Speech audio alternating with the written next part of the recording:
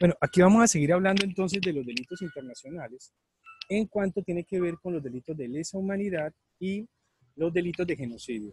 Vamos a descansar un poco de la presentación de video. Ahorita la ponemos y luego la quitamos con el objetivo de que pues, ustedes puedan estar un poco más tranquilos viendo sin ver todo el tiempo la vista de la persona que habla, ¿cierto? Puede ser menos, puede ser más descansado, ¿no?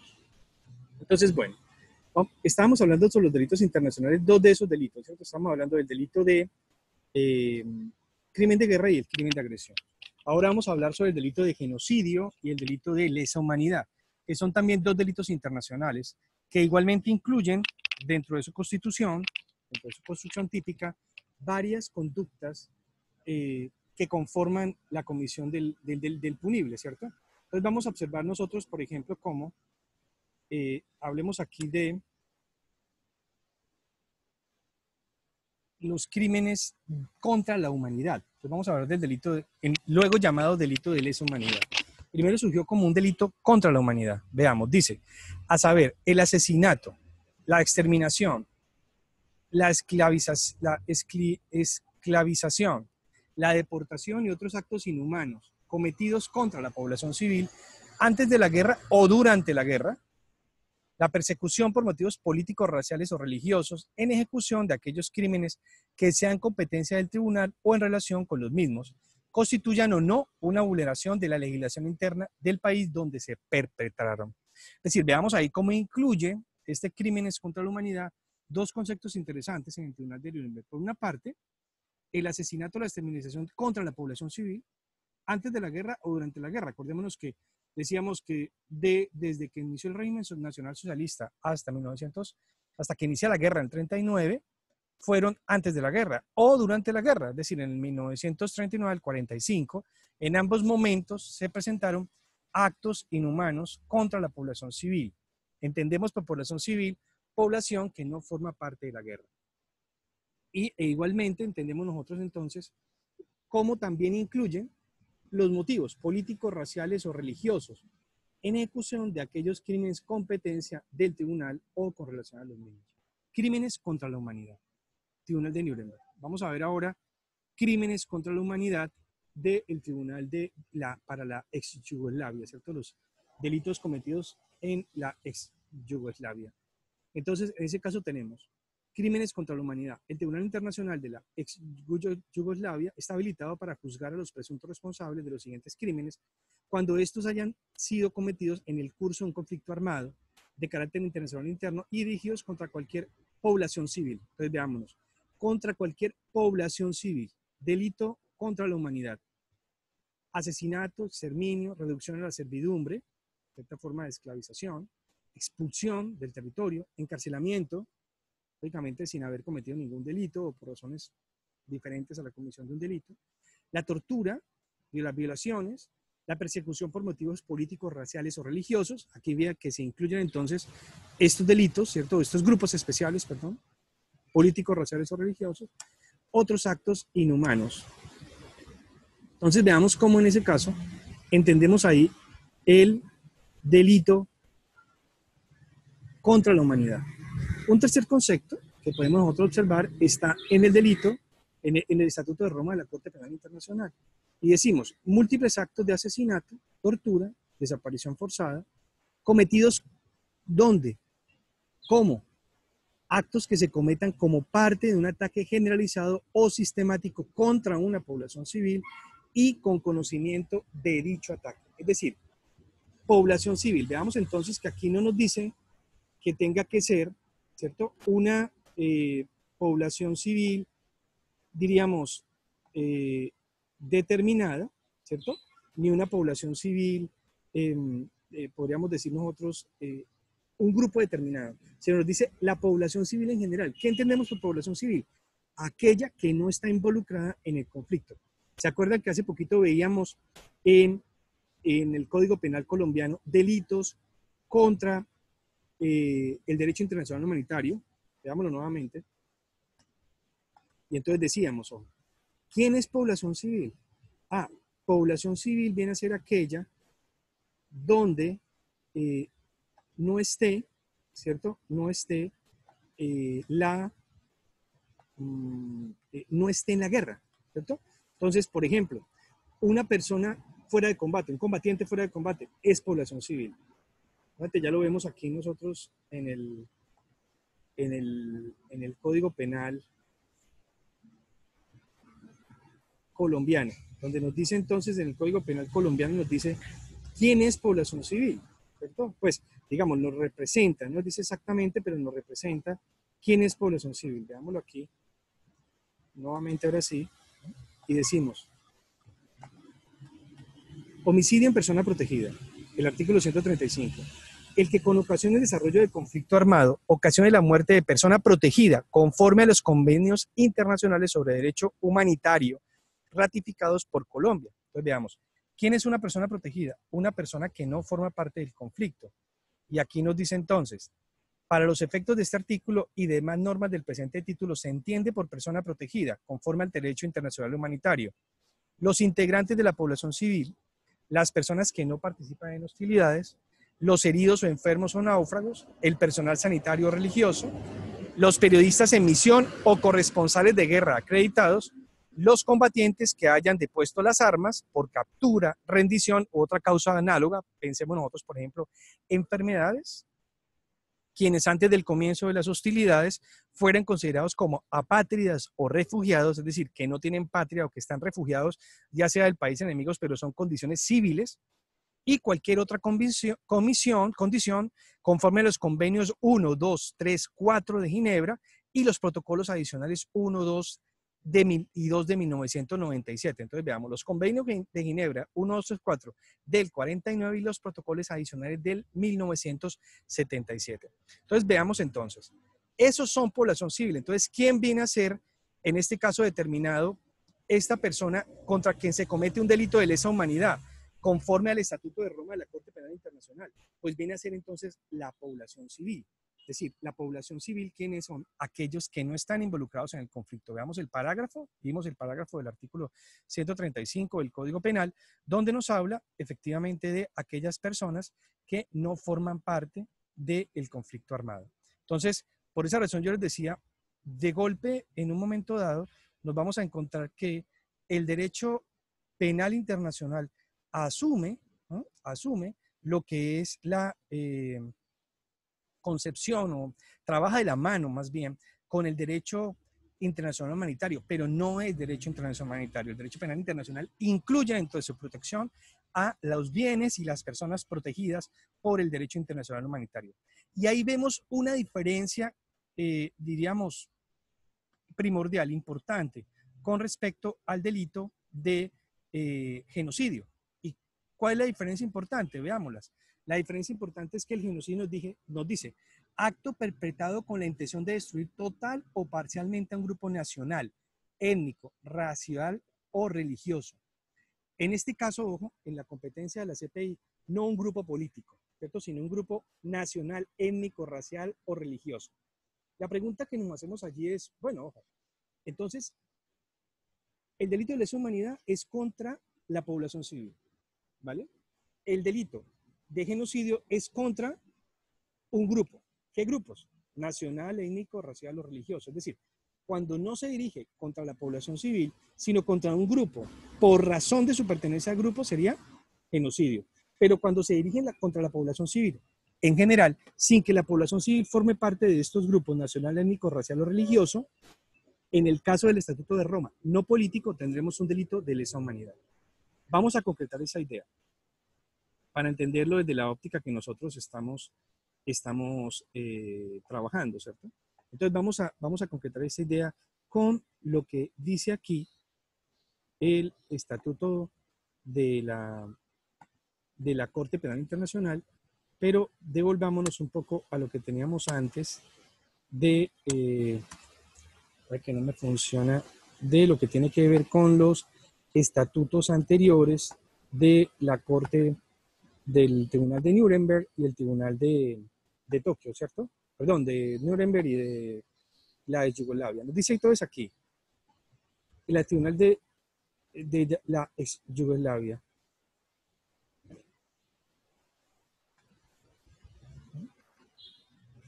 crímenes contra la humanidad. Y aquí nos dice exactamente cuándo han sido cometidos en el curso de un conflicto armado de cualquier carácter internacional o interno y dirigidos contra la población civil, ¿cierto? Entonces, en este caso sería un delito de lesa humanidad porque es contra la población civil. Pero donde ya nos habla a nosotros de que se trata de un grupo determinado, un grupo racial, político o religioso, tendríamos que entender que allí ya está hablando es de genocidio, ¿cierto? Porque es contra un grupo determinado, ¿eh? Cuando nos hablan de genocidio. Entonces veamos cómo aquí tenemos nosotros, ya por fin me sirvió, es que no me servía para entenderlo. Entonces tenemos nosotros aquí, en el Tribunal para la Yugoslavia, nos dice, crímenes contra la humanidad. El Tribunal Internacional está habilitado para juzgar, veámoslo con óptica de genocidio, ¿no? Presunto responsable de los siguientes crímenes cuando estos han sido cometidos en el curso de un conflicto armado de carácter internacional interno y dirigidos contra cualquier población civil. Persecución por motivos políticos, raciales o religiosos. O sea, veamos cómo entonces, en la Yugoslavia, dentro de ese concepto se incluye la motivación de persecución a grupos raciales, políticos o religiosos. En la Yugoslavia, en el Tribunal de la Yugoslavia. Y en Nuremberg nos dice que el delito contra la humanidad es aquel que se realiza también contra la población civil, pero la persecución por motivos políticos, raciales o religiosos en ejecución de aquellos crímenes. Ahora veamos entonces cómo aquí ya se diferencia en el Estatuto de Roma de la Corte Penal Internacional los delitos de lesa humanidad. Entonces se han llamado delitos de lesa humanidad, ya no contra la humanidad, sino delitos de lesa humanidad, que es un ataque generalizado o sistemático en contra de la población civil. Ahora, el delito de genocidio ya sería entonces cuando, el delito de genocidio sería entonces cuando, vamos a verlo aquí en el Estatuto de Roma de la Corte Penal Internacional, según el Estatuto de Roma de la Corte Penal Internacional. ¿Por qué digo según? Porque veamos cómo, vamos a ver ahorita que en Colombia sí se considera, en el artículo 101 se considera que es el delito de genocidio, pero se incluye otro grupo diferente al grupo nacional, étnico, racial o religioso. Dice el artículo 6 de la Corte Penal Internacional. A los efectos del presente estatuto se entiende por genocidio cualquiera de los actos mencionados a continuación perpetrados con la intención de destruir total o parcialmente a un grupo nacional, étnico, racial, religioso como tal. Y veamos las diferentes conductas. Primero, matanza de miembros del grupo, lesión grave de la integridad física o mental, sometimiento intencional del grupo a condiciones de existencia que hayan de acarrear su destrucción física total o parcial, medidas destinadas a impedir nacimientos en el seno del grupo, traslado por la fuerza de niños del grupo a otro grupo. Hablamos nosotros en su momento de la situación de los niños en Argentina. ¿Recuerdan las madres de Plaza de Mayo? Entonces allí veíamos cómo se trasladaban niños de un grupo a otro.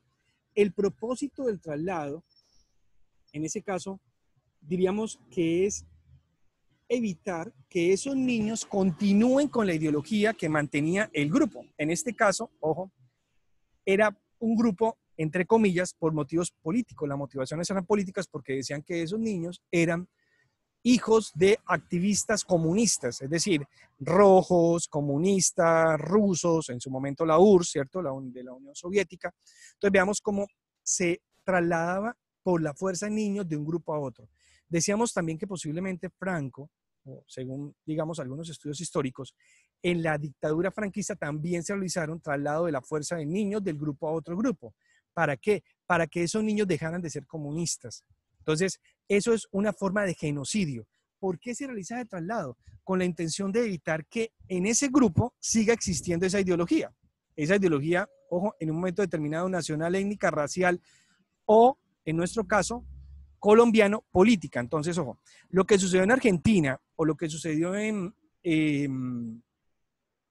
España o en ese caso, lo que sucedió en Argentina y en España, si fue por razones políticas, pues no es delito, ojo, no es delito según el Estatuto de Roma, ni es delito, diríamos, según el Nuremberg o según el Tribunal para la ex Yugoslavia o Ruanda. ¿Por qué no?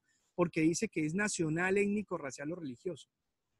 Ahora, en nuestro Código Penal colombiano, ese tipo de conductas sí se considera lesiva cuando se realiza con el objetivo de lesionar a una persona, vamos aquí al artículo 101, perteneciente a un grupo político. Y ahí viene la reflexión que es importante realizar alrededor del tema del genocidio. Entonces nos dice el artículo 101, genocidio.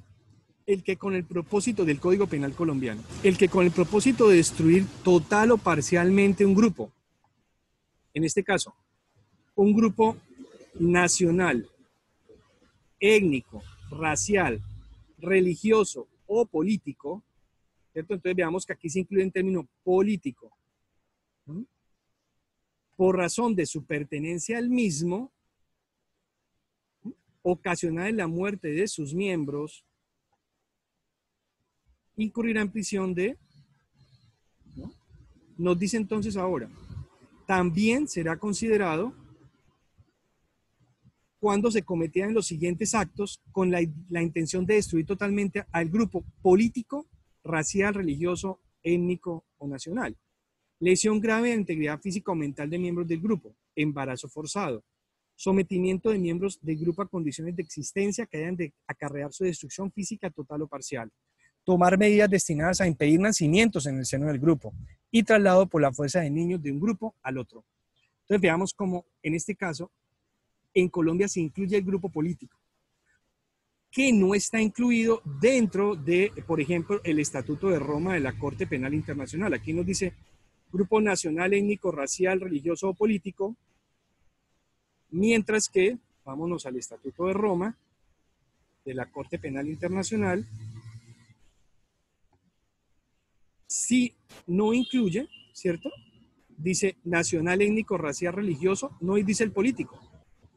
¿Por qué en el Estatuto de Roma no está y por qué sí está en el Código Penal?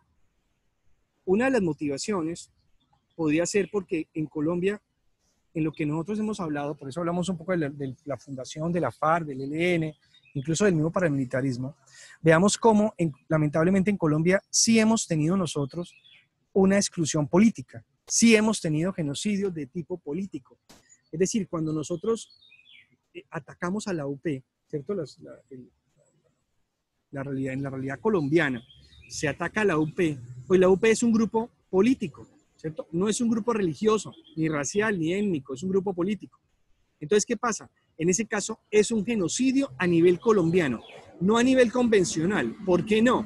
Porque acordémonos que en la época de la Guerra Fría y en las épocas posteriores a la ejecución de todas esas políticas de Occidente y de los países de la cortina de hierro, pues sí que existían ataques a miembros de grupos políticos, tanto por asesinarlos como por someterlos a condiciones de existencia que acarreen su destrucción, como también incluso medidas de todo tipo para atacarse entre, ¿no?, los países que estaban con la URSS o países que estaban con Estados Unidos. Por eso no se incluyó la razón política dentro del Estatuto de Roma, porque pues esto sería lo que ha justificado, entre comillas, algunas guerras o permitirá, ¿no?, justificar alguna guerra. Entonces, el grupo político no sería para nosotros un grupo que sería digno de ser representado a nivel internacional como uno de los grupos que pueda formar parte de los grupos protegidos a nivel internacional,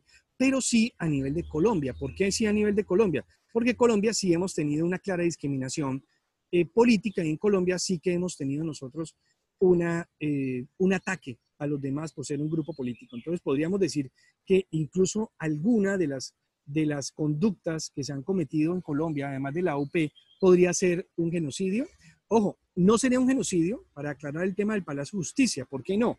Porque el Palacio de Justicia, las personas que murieron dentro del Palacio de Justicia, no es un grupo nacional, ni es un grupo étnico, ni es un grupo racial, ni es un grupo religioso. Son un grupo, digamos, que formaba parte del Estado, en ese caso administradores de justicia.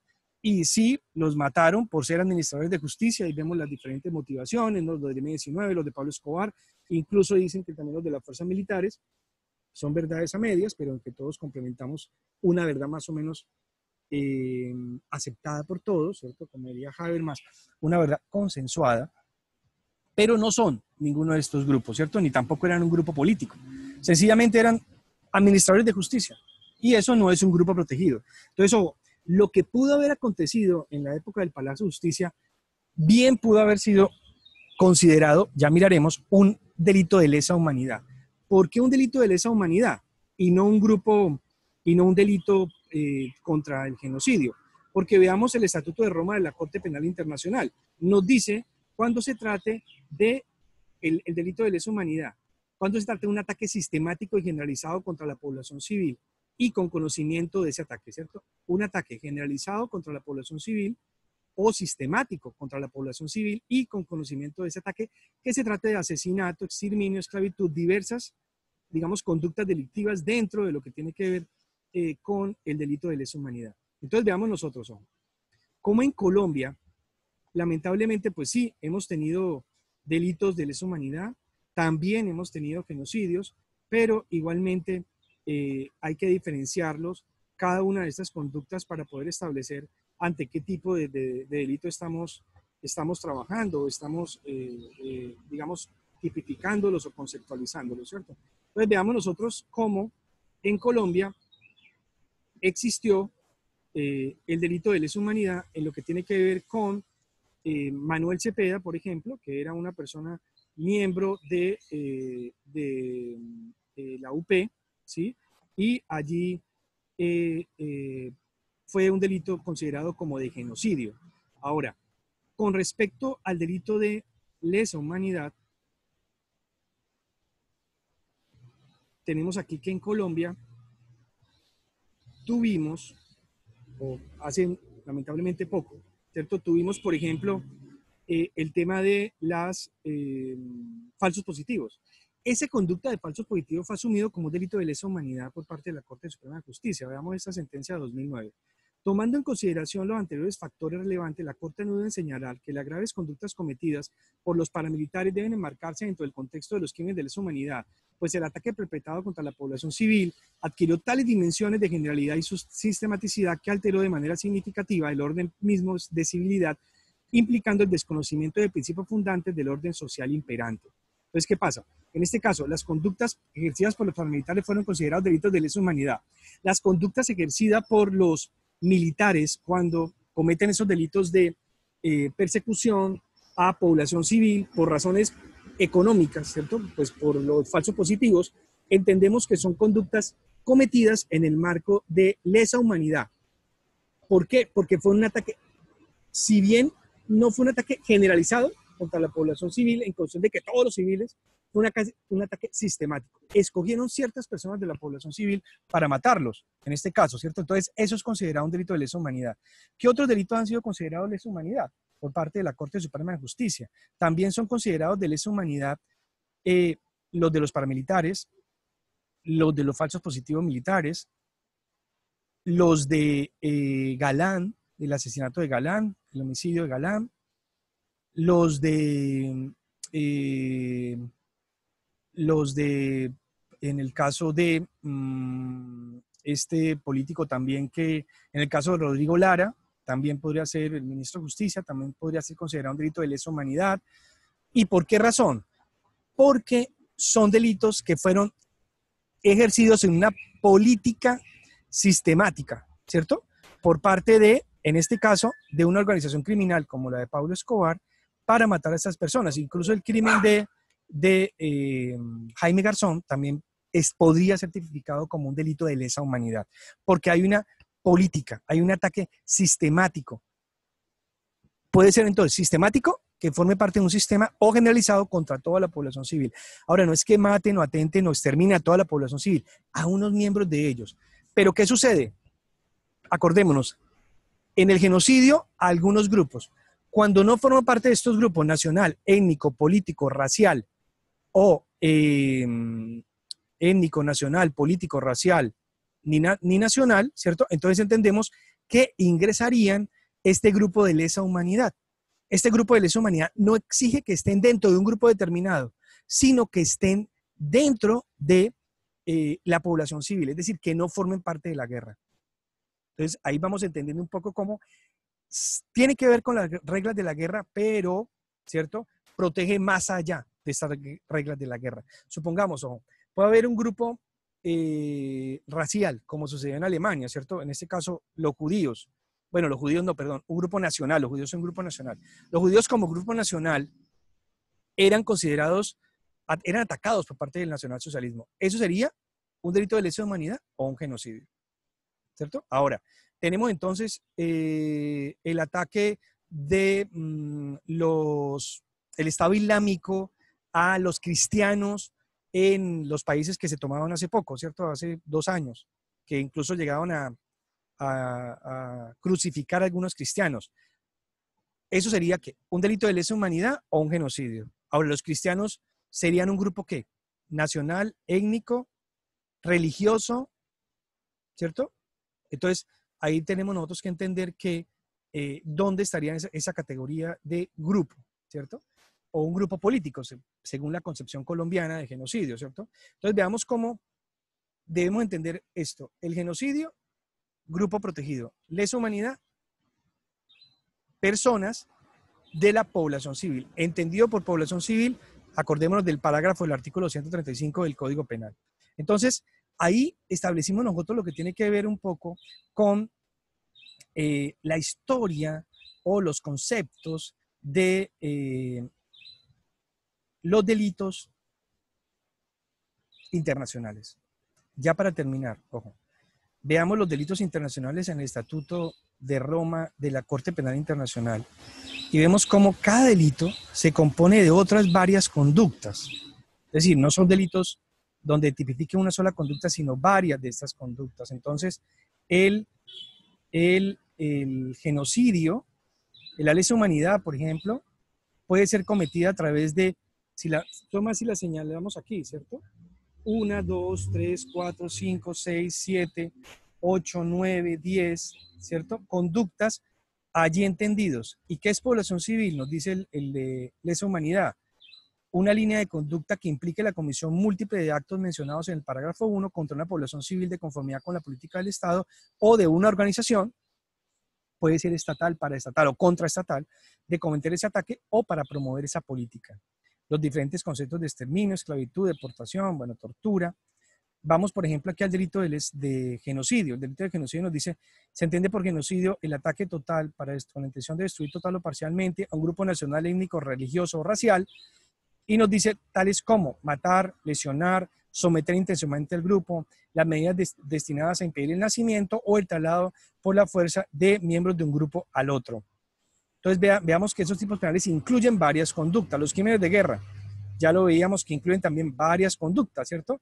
El crimen de guerra, cuando se cometan como parte de un plano político, como parte de la comisión en gran escala de tales crímenes. En este caso se tienen violación a los convenios de Ginebra del 49, los 4 convenios, homicidio, tortura, hecho de causar deliberadamente grandes sufrimientos, destrucción. Entonces veamos, 2, 4, 6, 7, 8, 9, 10, 11, 12, 13, 14, 15, 16, 17, 18, 19, 20, bueno, son varias, ¿cierto? Son casi más o menos como 30, 34 conductas que forman parte del delito de crimen de guerra, pero además incluimos el de conflicto armado interno, serían 4 más. Entonces, ¿qué sucede? Lo que tenemos que entender entonces es que los delitos internacionales son delitos que incluyen varias conductas dentro de su tipificación, ¿cierto? Mientras que, para distinguir los delitos transnacionales es, por ejemplo, narcotráfico cometido en varias naciones, trata de personas cometidos en varias naciones, ¿cierto? Pero no podría estar incluidos, ojo, en un delito internacional. Por ejemplo, la trata de personas podría formar parte de un ataque sistemático contra la población civil, o la trata de personas podría formar parte de un genocidio, sí, pero en este caso, ojo, de los delitos transnacionales, por ejemplo, se realizan por razones económicas, por razones de cobrarle a estas personas, por razones de esclavitud sexual. Pero ojo, si ya ataca a una población civil en marco de un conflicto armado, sería lesa humanidad. Pero como estos traficantes lo hacen por motivos económicos, no hay un conflicto armado, no hay, diríamos, están en tiempo de paz, entonces no se tipificarían como delitos de lesa humanidad. Ahora, si son delitos de genocidio, podrían serlo, incluso en tiempos de paz, ¿por qué no? ¿Cierto? Pero cuando se dirigen exactamente a atacar a estas personas por razón de su pertenencia, por ejemplo, a un grupo nacional, no sé, si todos fueran de Kenia, digamos, ¿no? Un grupo nacional, por acabar, la intención de acabar con ese grupo nacional. Allí es donde vemos la importancia y el señalamiento de estos delitos políticos, de estos delitos internacionales, perdón, de estos delitos transnacionales, y cómo comprender nosotros entonces que estos delitos podemos tipificarlos o llamarlos de esa forma. Lo importante es que nosotros en nuestro ejercicio como especialistas en derecho penal internacional podamos ir teniendo una noción de lo que significa un delito internacional, ¿cierto? Porque no podemos andar diciendo, ah, no, eso fue, por ejemplo, un magnicidio, es un delito internacional. Ojo, perdóname, magnicidio no es delito en derecho penal. Magnicidio no es delito en el Estatuto de la Corte Penal Internacional. Magnicidio no ha sido delito con anterioridad. Magnicidio es un término, digamos, periodístico, que le coloca a la muerte de una persona muy importante en un país, pero eso no se configura en sí mismo como un delito internacional. Delito internacional, por ejemplo, lo de Luis Carlos Galán fue un magnicidio, claro que sí, pero ¿qué sucede? Fue un homicidio, pero como fue programado dentro de una política sistemática por parte no del Estado, sino de un grupo criminal, ¿cierto? Que bueno, ahí según la historia que cuenta la sentencia contra Maza Márquez, dice que incluso el DAS, que era parte lógicamente del Estado, estuvo involucrado, creámoslo o no, el general Maza Márquez dice que, que esos no es verdad, ¿cierto? Que esos son atando cabos hilando demasiado delgado. Pero ¿qué sucede? Pues la sentencia de la Corte Suprema de Justicia dice que efectivamente el general Maza Márquez y el DAS como tal estuvo metido en la muerte de Luis Carlos Galán. Entonces digamos que en ese caso se considera que esta organización criminal de Pablo Escobar ejecutó crímenes de lesa humanidad como un ataque sistemático contra la población civil, matando a ciertas personas, ¿no? Rodrigo Lara, Luis Carlos Galán, ¿no? ¿Para qué? Para atacar la población civil, para lograr su cometido, posiblemente un cometido, digamos, político o económico, ¿cierto? Pero finalmente ese delito ha sido considerado de lesa humanidad. ¿Para qué ha sido considerado los delitos de lesa humanidad en ese caso? Para contar los términos de imprescriptibilidad de la acción penal. Porque acordémonos nosotros que los delitos internacionales son considerados imprescriptibles, es decir, no prescriben. ¿Qué quiere decir la prescripción? La prescripción es una sanción en contra del Estado, ¿cierto? Entonces, cuando el delito es declarado como un delito internacional, entonces quiere decir que ese delito no prescribe, nunca va a prescribir. Normalmente una acción penal en Colombia prescribe a los 20 años máximo, 5 años mínimo. Entonces, ¿qué sucede? Supongamos, se cometió el delito hace 20 años y hoy lo venimos a juzgar. Ah, ya no se puede juzgar. ¿Por qué no? Porque prescribió la acción penal. ¿Qué sucede cuando se declara como delito de lesa humanidad? Cuando se declara delito de lesa humanidad, quiere decir que ese delito no prescribe. Puede pasar 20 años, 30 años, 50 años. Si la persona que es acusada de la comisión de la conducta todavía se encuentra viva, ¿cierto? Puede ser juzgada como perpetrador, como delincuente al cometer una conducta de lesa humanidad o una conducta de genocidio o una conducta de crimen de guerra o una conducta de crimen de agresión. En eso consiste entonces la imprescriptibilidad de la acción penal. Por esa razón en Colombia se le ha llamado, o sea, le ha denominado a algunos situaciones, algunos homicidios en general, en particular, perdón, el de Luis Carlos Galán, decíamos, se han considerado como delitos de lesa humanidad. ¿Para qué? Para evitar la prescripción de la acción penal. Delitos de genocidio también. ¿Para qué? Para evitar la prescripción de la acción penal como un efecto de ser declarado como un delito internacional. Bueno, entonces en la próxima sesión vamos a estudiar lo que refiere a un poco la imprescriptibilidad de los delitos, pero también vamos a hablar ya sobre las reglas de competencia y las reglas de manejo de la Corte Penal Internacional como un tribunal establecido por parte de toda la humanidad, de las Naciones Unidas, del Estatuto de Roma de la Corte Penal Internacional, para juzgar a las personas que cometen delitos internacionales. Ya ciframos una diferencia del delito internacional. En algunos casos se confunde, ¿cierto? Se funde porque son delitos, veamos, muy amplios, 34, 10, 5 conductas. No es un homicidio el que mate a otro, sino que puede ser un homicidio, pero depende, o 2 homicidios, depende de la intencionalidad, depende si se trata de un grupo, de la población civil. Depende, ojo, si es un crimen de guerra, por ejemplo, o si es un crimen de agresión en un momento determinado. Entonces, ¿qué sucede? Vamos ahora a establecer las reglas de competencia de la Corte Penal Internacional. Espero que estén pues disfrutando estas sesiones. Yo sé que la situación por la cual estamos atravesando nos sugiere ese tipo de metodologías. A mí particularmente me parecen muy interesantes, pero creo que reunirnos virtualmente va a ser muy importante. Guarden las preguntas, por favor, para que el sábado que nos veamos un rato en clase, pues podamos compartir y podamos debatir, especialmente debatir este concepto. Lean los estatutos, lean, vean los videos que les envié también para entender un poco la maquinación, pensemos un poco la maquinación del derecho penal internacional, pensemos un poco también en lo que se ha trasladado en un momento determinado en nuestro país, lo que pasa en nuestro país, por la situación que estamos pasando en este momento en el mundo. Y bueno, ahí lo cubremos. ¿Por qué? Porque acordémonos que los derechos humanos no es un concepto que esté construido, es un concepto que se va construyendo. Y creo que realidades como la actual, pues indudablemente nos puede llevar a nuevas conceptualizaciones, ¿no? Nuremberg puede volver a pasar. Justicia y Paz puede volver a pasar, lo que allí nos contaron. ¿Cómo hacemos para que no vuelva a pasar? Eso es lo que, y en eso contribuimos también la conceptualización jurídica, ¿cierto? Como esa ciencia valorativa de las conductas humanas. ¿Cómo hacemos para valorar esto con visión de pasado, pero también con visión de futuro, para que no vuelva a pasar? Estoy pendiente de las dudas y quedamos pendientes para vernos en el próximo video. Muchas gracias a ustedes.